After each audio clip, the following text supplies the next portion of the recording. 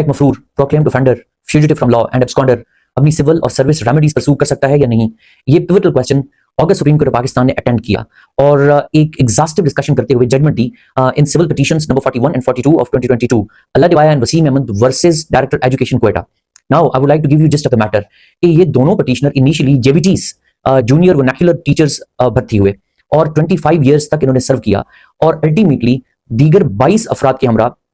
इनके खिलाफ एक ऑर्डर पास हुआ कि ये फोर्ज्ड अपॉइंटमेंट ऑर्डर के थ्रू इंडक्ट हुए एजुकेशन डिपार्टमेंट में, लिहाजा इनको इनकी सैलरीज स्टॉप कर दी गई मगर इनको सर्विस से रिमूव नहीं किया गया। जिन ऑर्डर्स को इन्होंने असेल किया और इनकी first appeal with the consent dispose of हुई कि इंक्वायरी होल्ड की जाएगी और उसके बाद इनकी service appeal that was dismissed solely on the ground of maintainability कि चूंकि ये फ्यूजिटिव फ्रॉम लॉ है, मफरूर हैं, एब्सकॉन्डर हैं एक क्रिमिनल केस में, लिहाजा ये हक ही खो देते हैं अपनी इस सर्विस अपील को परस्यू करने का। Ultimately they landed in the supreme court of Pakistan. Supreme court ने सवाल को एड्रेस करते हुए ये ऑब्जर्व किया कि एक फ्यूजिटिव डिसएंटाइटलमेंट डॉक्ट्रिन है which was basically developed in United States of America और इसके अलावा भी एक an equitable rule of criminal appellate procedure है। उसका मतलब ये कि एक कोई भी शख्स अगर वो डिलिबरेटली अदालत की अथॉरिटी को एवेड करता है तो फिर वो किसी रिलीफ का हकदार नहीं रहता और इसी से मिलता जुलता कानून यूनाइटेड किंगडम के अंदर भी क्रिमिनल अपील एक्ट 1968 के नाम से मौजूद है जिसका फंडामेंटल रूल है कि अगर कोई शख्स या अपीलांट सरेंडर नहीं करता तो उसकी अपील खारिज की जाएगी। लेकिन साथ ही साथ ये बहुत क्लियर है कि ये रूल एप्लीकेबल है ओनली इन क्रिमिनल प्रोसीडिंग्स और इसको फैमिली,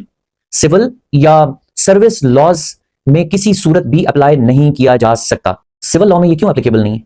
क्योंकि वहां पर rights over property and employment पर बात होनी है, वहां पर एंटाइटलमेंट की बात होनी है जिसके लिए फिजिकल कस्टडी किसी भी सूरत में जरूरी नहीं है और ना सिर्फ यूनाइटेड किंगडम में बल्कि दीगर किसी भी कॉमन लॉ जुरिस्डिक्शन के अंदर ये रूल एप्लीकेबल नहीं है। मजीद ये कि ऐसा करना article 6 of European convention on human rights के भी अगेंस्ट है। Furthermore article 4, 9 and 10A of the constitution of Islamic republic of Pakistan की भी खिलाफवर्जी है क्योंकि access to justice and equality before law ये हर शख्स का फंडामेंटल राइट है। उस पर यह दरवाजा महज इसलिए नहीं बंद किया जा सकता कि चूंकि वो एक और डोमेन ऑफ लॉ में एब्सकॉन्डर डिक्लेयर किया जा चुका है, लिहाजा वो अपना ये उसका हक खत्म हो जाता है। फ्यूजिटिविटी और एब्सकॉन्डेंस इन क्रिमिनल मैटर्स किसी भी शख्स के सिविल या सर्विस राइट्स को एक्सटिंग्विश या सस्पेंड नहीं कर देती और इसके अलावा एक एब्सकॉन्डर सिर्फ उस केस की हद तक जिसमें उसे डिक्लेयर किया गया है, बाकी तमाम सिविल या दीगर प्रोसीडिंग्स में वो अपना हक के दिफा रखता है, उसे महरूम नहीं किया जा सकता और बाकी तमाम रेमेडीज वो अवेल कर सकता है। इन ऑब्जर्वेशंस के साथ मैटर को रिमांड किया गया और ये हिदायत जारी की गई कि मेरिट पर फैसला किया जाए